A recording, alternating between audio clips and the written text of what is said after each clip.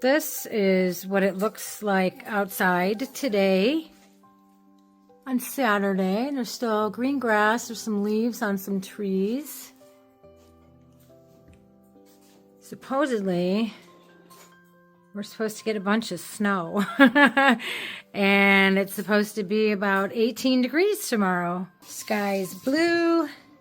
Some low, fluffy clouds. Green grass.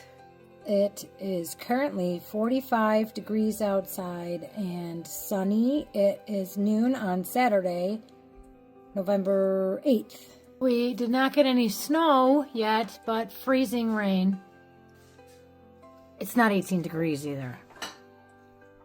I did get a bunch of warnings about what's going to happen tomorrow and Tuesday, but so far, none of it's true. It's 35 degrees outside at noon on Sunday, November 9th. At 1:40 in the afternoon, and it's 35 degrees, and it's snowing.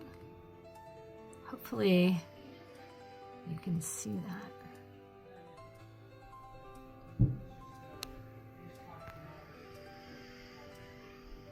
That's snow.